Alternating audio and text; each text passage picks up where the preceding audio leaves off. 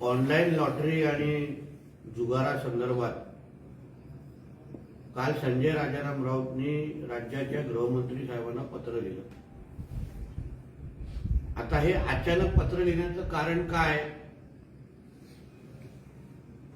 Online lottery आणि जुगार हा महाविकास आघाडीच्या काळात पण चालायचा, पण आता येणाऱ्या लोकसभा आणि विधानसभा नजरेसमोर ठेवून यांच्याकडून हप्ते गोळा करायचा, ह्यांना घाबरवायचं, भीती पसरवायची आणि उबाटाला एवढे पैसे द्या, निधी द्या, असा पद्धतीचा संदेश या सगळ्यांमध्ये द्यायचा या हेतूने लिहिलेलं ते पत्र आहे. अशाच पद्धतीने कंपन्यांना धमकवायचं आणि मग चंदा जमा करायचा, हाच या उबाटाच्या नेते मंडळींचा धंदा आहे. म्हणून त्यांना समाजाच्या संदर्भात काही पडलेलं नाही, पण आज सत्ता नसल्यामुळे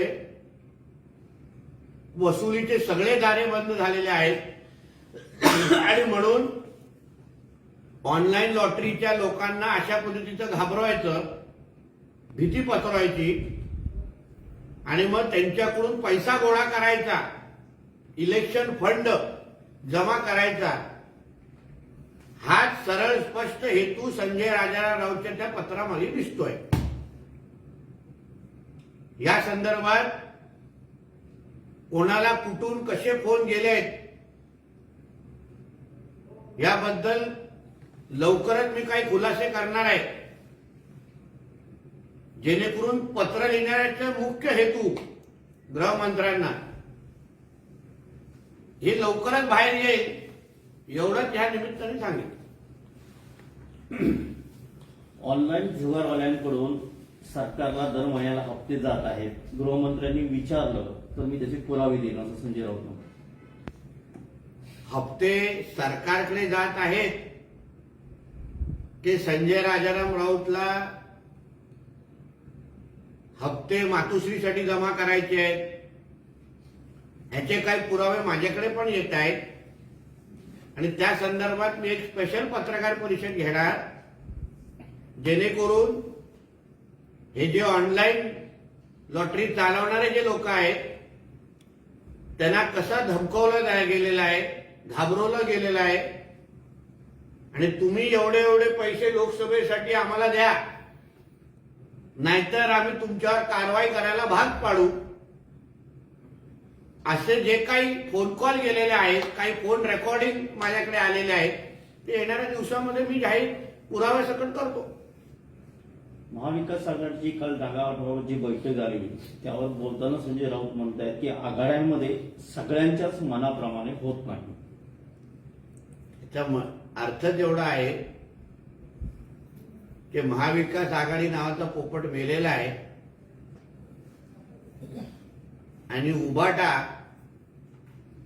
हे महाविकास आघाडी मध्ये लढवेल का, हा आता लवकरच ह्याच्या बाबतीचा मुख्य पिक्चर जनतेसमोर येईल. सर, निवडणुकीच्या तोंडावर भाजप आणि शिंदे गट यांच्यामधली धुसफूस जी आहे ती वाढलेली आहे. रामदास कदम उघडपणे आरोप करतायत मोदी आणि शहाने स्थानिक महाराष्ट्रातील नेत्यांचे कान टोचावे असं ते म्हणतायत. रामदास कदमजी हे महायुतीतले एक ज्येष्ठ नेते आहेत, त्यांना त्यांची भावना व्यक्त करण्याचा अधिकार आहे. त्यांना अशा पद्धतीची कुठलीही भावना असेल तर ते निश्चित पद्धतीने आदरणीय देवेंद्र फडणवीस साहेब आणि आमच्या वरिष्ठांशी निश्चित पद्धतीने बोलतील. पण एवढा मी विश्वास देतो की रामदास कदमजींच्या कालच्या इंटरव्ह्यूमुळे असंख्य महाविकास आघाडीच्या लोकांच्या मनामध्ये लड्डू फुटले आहेत. आमची महायुती म्हणून असं काही कुठे अडचण होणार नाही. प्रत्येकाचे मन सांभाळून आम्ही मोदीजींच्या साठी जास्तीत जास्त खासदार ह्या लोकसभेच्या निमित्ताने निवडून देऊ. आमचा जो 45+ जो टार्गेट आहे तो टार्गेट पूर्ण करण्यासाठी ज्यांना एकत्र घ्यायचं आहे, ज्यांचा राग कमी करायचा, सगळ्या गोष्टी केल्या जाईल. म्हणून त्यावर आमच्या विरोधकांनी एवढं खुश होण्याचं काय कारण नाही. सिंधुदुर्ग जिल्ह्याचे पालकमंत्री आणि सार्वजनिक बांधकाम मंत्री रवींद्र चव्हाण हे हेतू पुरस्कार आपल्या मुलाला त्रास देत असल्याचा आरोप जो आहे तो रामदास कदम यांनी केला. जेवढं मी रवी चव्हाण साहेबांना ओळखतो, रवी चव्हाण साहेबांनी कोकणातल्या आम्हाला सगळ्या जणांना एकत्र घेऊन कोकणामध्ये पक्ष संघटना ते वाढवतायत. असंख्य विकास कामं प्रत्येकाच्या मतदारसंघामध्ये पीडब्ल्यूडीच्या माध्यमातून त्यांनी दिलेले आहेत.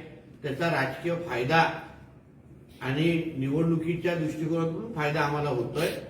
काही गैरसमज अगर त्यांच्या बाबतीमध्ये अगर रामदास कदमजींकडे पोचले असतील तर रवींद्र चव्हाण साहेब सक्षम आहेत ते गैरसमज दूर करण्यामध्ये. पण रवींद्र चव्हाणजी हे कोणालाही अडचण निर्माण करतायत असं रवींद्र चव्हाण त्यांच्या संदर्भात मी मानायला तयार नाही. गोव्याचे मुख्यमंत्री प्रमोद सावंत यांच्या दापोली दौऱ्यावर योगेश कदम नाराज आहेत. त्याने असे म्हटले, आमचेच कार्यकर्ते जर फोडायला लागले तर आम्हाला नाईलाजाने काही पावलं उचलावी लागतील असे कदम आहे. त्याबद्दल मी त्यांचे वक्तव्य ऐकलेलं नाहीये. पण गोव्याचे मुख्यमंत्री हे भारतीय जनता पक्षाचे आहेत आणि म्हणून पक्ष संघटना आणि कार्यकर्त्यांमध्ये जोश निर्माण करण्याचं काम हे त्यांच्या दौऱ्याच्या निमित्ताने त्यांनी केलेलं. आणि उद्या अगर भारतीय जनता पक्षाचा कार्यकर्ता अगर जोशाने काम केलं तर त्याचा फायदा महायुतीलाच होणार आहे. म्हणून योगेश कदमजींचे काही मुद्दे असतील तर मला वाटतं की आमचे वरिष्ठ त्यांच्या मनातली शंका दूर करतील.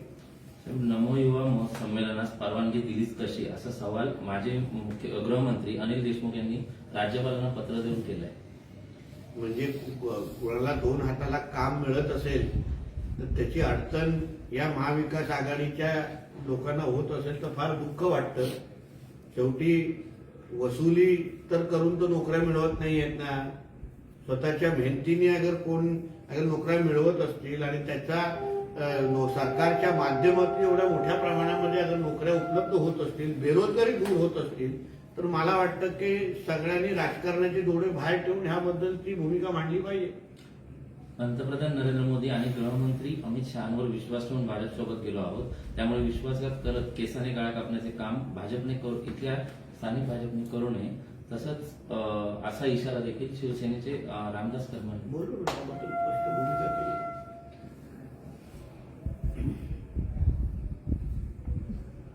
लोकसभेच्या रत्नागिरी, सिंधुदुर्ग, रायगड आणि संभाजीनगरच्या ज्या जागा आहेत त्याबाबत भाजप कुरघोड्या करते आणि त्यामुळे मोदी शहांनी महाराष्ट्रातल्या नेत्यांचे कान टोचावे असं रामदास कदम म्हणतात.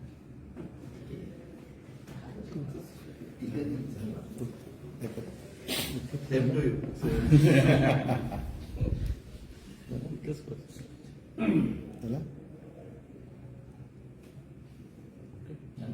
तर महाविकास आघाडीचा फॉर्म्युला ठरल्याची चर्चा बाहेर येते. अशा वेळेला प्रकाश आंबेडकर म्हणतात की मी महाविकास आघाडी सोबत आहे, पण महाविकास आघाडी माझ्यासोबत आहे का? कारण काय प्रकाश आंबेडकरजी पहिल्या दिवसापासून अतिशय सकारात्मक दिसत आहेत महाविकास आघाडीसाठी. पण महाविकास आघाडीचे नेते मंडळी त्यांचा वारंवार अपमान करतायत. टेबलावर बोलायचं एक आणि बाहेर बोलायचं दुसरं, हे जे काही महाविकास आघाडीच्या लोकांची वृत्ती आहे त्याच्यामुळे मला ठाम विश्वास आहे की प्रकाश आंबेडकरजी याबद्दल लवकरच भूमिका घेतील. कारण का महाविकास आघाडीच्या लोकांच्या मनात दिसत नाहीये प्रकाश आंबेडकरजींना बरोबर घेण्याचे. म्हणून ते लवकरच आपली भूमिका स्पष्ट करतील असं तरी आम्हाला दिसत आहे. 370 हटाने के बाद आज पहली बार मोदी जी जम्मू कश्मीर दौरे पे जा रहे हैं, क्या चित्र होगा?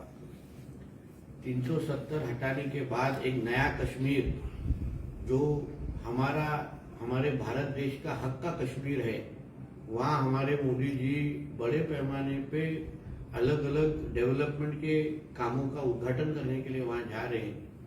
ये नया कश्मीर जो आज हमको दिखने को मिल रहा है इसमें बड़े पैमाने पे युवाओं को नौकरियां हो, वहां पे टूरिज्म के बहुत बड़े बड़े प्रोजेक्ट्स हो, और इसके वजह से ये कश्मीर आगे आने वाले दिनों में एक विकसित कश्मीर सामने आएगा। एक बहुत बड़ा चित्र उसके बारे में आएगा, और इसका सारा श्रेय हमको मोदी जी को और उनके सरकार को देना चाहिए।